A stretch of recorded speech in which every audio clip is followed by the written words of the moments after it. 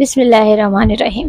Russia Ukraine war کے دوران Ukraine کا روس پر اب تک کا سب سے بڑا سفوکیٹڈ اور سب سے ڈیڈلی اٹیک ہوا ہے، جس میں یوکرین کا کلیم یہ ہے کہ ان کے 34% of the strategic airplanes یعنی 40% ان کے اسٹریٹجک بامبرز کو انہوں نے تباہ کر دیا ہے۔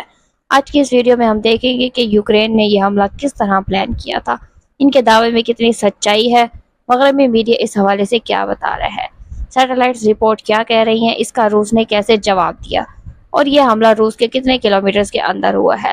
آج کی اس ویڈیو میں ہم یہ سب جاننے کی کوشش کریں گے۔ تو یوکرین کے مطابق اس سفوکیٹڈ اٹیک میں انہوں نے تقریباً 117 ڈرونز کا استعمال کیا ہے، اور زیلنسکی نے سوشل میڈیا پر ایک پوسٹ کی جس میں انہوں نے روس کو ٹونٹ کیا کہ اس حملے کی پلاننگ آپ کے فیس بی کے ایک آفس کے سامنے کی گئی تھی۔ فیس بی جو کہ رشیا کی ایک ٹاپ انٹیلیجنس ایجنسی ہے۔ یوکرین نے اس حملے کا نام اسپائڈر ویب رکھا تھا، اور ان کے مطابق یہ ایک ایکسٹریملی کمپلیکس آپریشن تھا جس کی تیاری پچھلے 1.5 سال سے چل رہی تھی، اور زیلنسکی خود اس کو سپروائز کر رہے تھے۔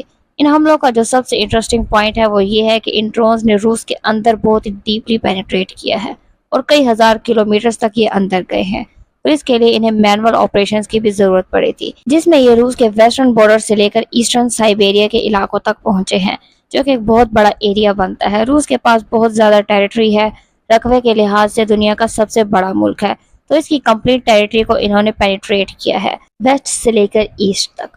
اور اس میں یوکرین اور ان کے بیکرز کا جو مین آبجیکٹیو ہے وہ یہ ہے کہ روس کی جو ریلنٹلیس بامبنگ ہے اپنے بامبرز کے ذریعے اس کو ڈسکریج کیا جائے، اور اس کو خود رشین ڈیفنس منسٹری نے کنفرم کیا ہے کہ 5 ڈیفرنٹ ایئر فیلڈ جو کہ 5 ریجنز میں واقع ہیں، جس میں مرمنسک، اترکس، ایوانوو، ریزن اور اموز شامل ہیں۔ رشیا کے مطابق ناروے کے بارڈر کے قریب مرمنسک کی جو ایئر فیلڈ تھی وہاں پر ان کا نقصان ہوا ہے، کچھ ایئر کرافٹ تباہ ہوئے ہیں۔ اس کے علاوہ ایسٹرن سائبیریا میں ایک اتس بیس کو نقصان پہنچا ہے۔ روس کے مطابق جو بقایا 3 ایئر بیس تھی، جس حوالے سے یوکرین کلیم کر رہا ہے ان حملوں کو ناکام بنا دیا گیا ہے، یعنی 2 ملٹری ایئر بیسز پر اٹیک کنفرم ہے۔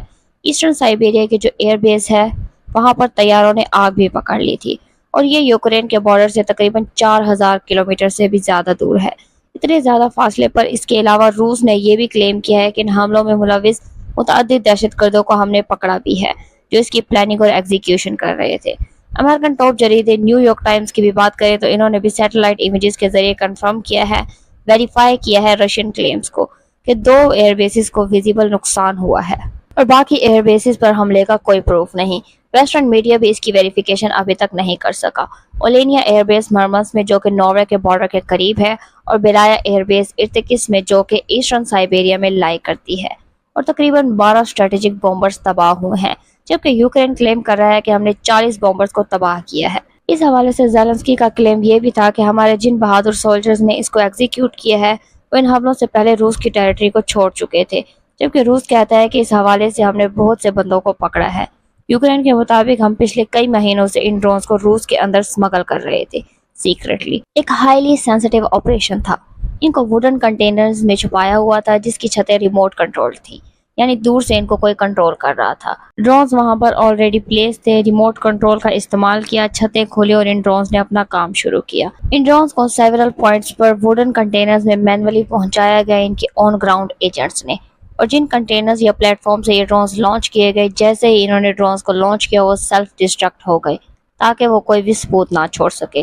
روس کے اندر جن ٹرک ڈرائیورز نے ان کنٹینرز کو اپنے ٹارگٹ لوکیشن پر پہنچایا تھا، ان کو بھی نہیں پتا تھا کہ وہ کیا کر رہے ہیں، یا تو ان کو دھوکہ دیا گیا تھا یا بھاری رشوت۔ رشیا یوکرین وار جب کی شروع ہوئی ہے، یہ یوکرین کا رشیا کے اندر اب تک کا سب سے لانگ رینج اٹیک ہے۔ اس آپریشن میں یوکرین نے رشیا کے اسٹریٹجک بامبرز کو نشانہ بنایا ہے جو بہت دور سے حملے کرتے ہیں، رشیا کی ٹیریٹری سے فلائی کرتے ہیں اور ڈیپ انسائیڈ یوکرین میں میزائل سٹرائکس کرتے ہیں جو کہ کروز میزائل کیپیبل ہیں۔ ان بامبرز نے کروز میزائلز کی مدد سے یوکرین کی متعدد ملٹری بیسز کو تباہ کیا ہوا ہے، جس میں ٹوپولیو Tu-22M اور Tu-95 بامبرز شامل ہیں۔ اس حملے میں رشیا کی ایک انٹرسٹنگ مینول ڈیفینسو اسٹریٹجی سامنے آئی ہے، جس میں رشیا ان بامبرز کے ونگز کے اوپر بڑے بڑے ٹائرز رکھ دیتا ہے تاکہ نقصان کم سے کم ہو اگر کوئی ڈرون ان کے اوپر اٹیک کرتا ہے یا کوئی میزائل اٹیک کرتا ہے۔ اس کے علاوہ اپنی دوسری سینسٹیو ملٹری انسٹالیشنز کی چھتوں کے اوپر بھی روس نے ٹائرز رکھے ہوتے ہیں۔ یوکرین کا دعویٰ ہے کہ ہم نے ان کے 40 بامبرز کو تباہ کیا ہے، جبکہ روس کے میڈیا کی بات کریں تو وہاں سے 12 سے 13 ایئر کرافٹس کا نمبر آ رہا ہے۔ امریکن اور یورپین سیکیورٹی آفیشلز کے مطابق روس نے اپنے تقریباً 20 بامبرز کھوئے ہیں اس حملے میں، اور اس کے علاوہ بھی ان کا خیال ہے کہ بہت سے ایئر پلینز پارشلی ڈیمیج ہوئے ہیں، جس میں 6 Tu-95 اور 4 Tu-22M long range strategic bombers ہیں، اور اس کے علاوہ ایک cargo transport year craft AL-12 شامل ہے، اور اس کے علاوہ ایک کمیونیکیشن وار پلین A-50 بھی تباہ ہوا ہے۔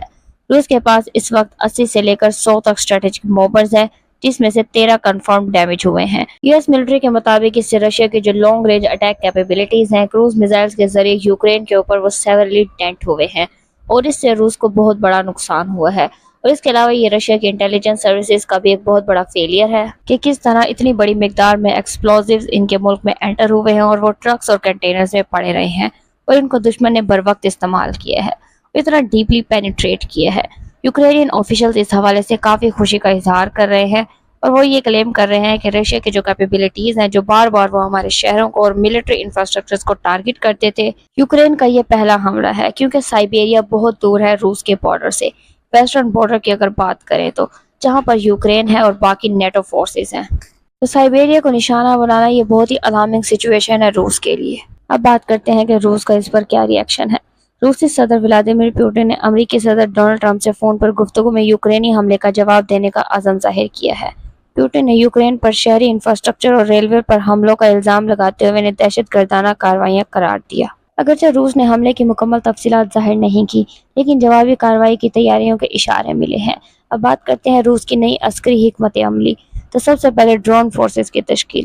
روس نے 2025 میں روسی بغیر پائلٹ نامی نظامی فورسز کے نام سے ایک نئی عسکری شاخ قائم کی ہے، جس کا مقصد یوکرین کی ڈرون صلاحیتوں کا مقابلہ کرنا ہے۔ اس فورس میں 2,10,000 افراد کی بھرتی کا منصوبہ ہے، اور اس کا پہلا یونٹ 7واں علیحدہ بغیر پائلٹ نظامی ریکی اور اسٹرائک ریجیمنٹ کے نام سے تشکیل دیا گیا ہے۔ اس کے بعد ڈرون حملوں میں اضافہ۔ روس نے یوکرین پر ڈرون حملوں کی تعداد میں اضافہ کیا ہے۔ جنوری 2025 میں تقریباً 2400 ڈرون حملے کیے گئے، جو دسمبر 2025 کے مقابلے میں نمایاں اضافہ ہے۔ یہ حملے بنیادی طور پر توانائی کے انفراسٹرکچر اور فوجی اہداف پر مرکوز ہیں۔ اس کے بعد نئی حکمت عملی اور ٹیکنالوجی پر بات کریں تو روس نے ڈرون حملوں کے لیے نئی حکمت عملی اپنائی ہے، جس میں ڈرونز کو گروپوں کی صورت میں بلند بلندیوں سے لانچ کرنا شامل ہے۔ اس کے علاوہ روس نے ڈرون حملوں سے بچنے کے لیے موٹر سائیکلوں اور کوڈ بائکس کا استعمال بھی شروع کیے ہیں، تاکہ یوکرینی ڈرون سے بچا جا سکے۔ اس کے علاوہ یوکرین کے ڈرون حملوں میں روس کے جوہری صلاحیت رکھنے والے بمبارڈ طیاروں کو نشانہ بنایا گیا ہے، جس سے جوہری جنگ کے خدشات بڑھ گئے ہیں۔ روسی حکام نے ان حملوں کو روسی جوہری اثاثوں پر حملہ قرار دیا، اور امریکی سابقہ حکام نے بھی جوہری خطرات کے بارے میں خبردار کیا ہے۔ اگرچہ روس نے جوابی کارروائی کا اعلان کیا ہے، لیکن فوری طور پر کسی بڑی فوجی کارروائی کے شواہد نہیں ملے۔ تاہم روس کی جانب سے ڈرون فورسز کی تشکیل، ڈرون حملوں میں اضافہ اور نئی حکمت عملیوں کا اطلاق اس بات کی نشاندہی کرتا ہے کہ روس یوکرین کے خلاف اپنی عسکری صلاحیتوں کو مضبوط کر رہا ہے۔ ابھی کے لیے اتنا ہی۔ اگر اس سے ریلیٹڈ کوئی بھی اپڈیٹ آتی ہے تو ہم آپ کے لیے اپڈیٹڈ ویڈیو ضرور بنائیں گے۔ اگر آپ کو ہمارا ویڈیو انفارمیٹیو لگا ہو تو ویڈیو کو لائک کریں، شیئر کریں، چینل کو سبسکرائب کریں اور بیل آئیکن دبائیں، تاکہ اسی طرح کی انفارمیٹیو ویڈیوز آپ تک بر وقت پہنچتی رہیں۔ اپنا خیال رکھیے گا۔ اللہ حافظ۔